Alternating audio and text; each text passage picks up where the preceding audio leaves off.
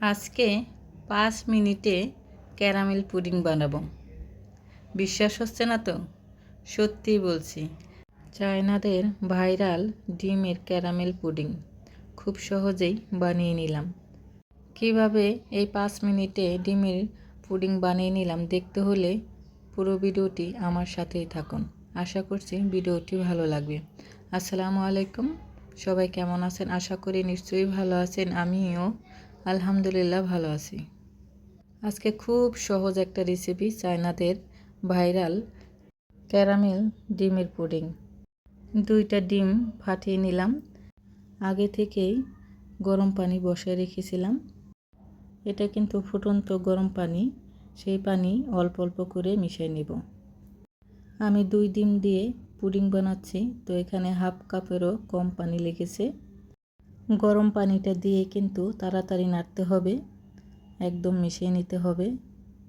মিশানো হয়ে গেছে, উপরে যে ফেনাটা আমি ফেলে দিচ্ছি। আর গরম পানি দিলে কিন্তু ডিম কিন্তু সেদ্ধ হবে না, তাড়াতাড়ি নাড়লেই আর সেদ্ধ হয়ে যাবে না। দেখেন, আমি কিন্তু ফুটন্ত গরম পানি দিয়েই মিশিয়ে নিলাম। এখন আমি উপরের ফেনাগুলো চামচ দিয়ে ফেলে দিচ্ছি। যে গরম পানি বসিয়ে রেখেছিলাম চুলায়, সেই পানির মধ্যে আমি 2টা টিস্যু দিয়ে আর ডিমের বাটিটা এখানে আমি বসাই দেব। বেশি না, 5 মিনিট তো লাগবেও না।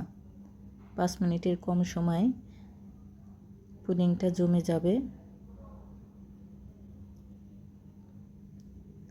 5 মিনিট পর চলে আসছি। দেখেন কত সুন্দর জমে গেছে। তারপর আমি একটা কাঠি দিয়ে চেক করে দেখি। দেখেন একদমই জমে গেছে।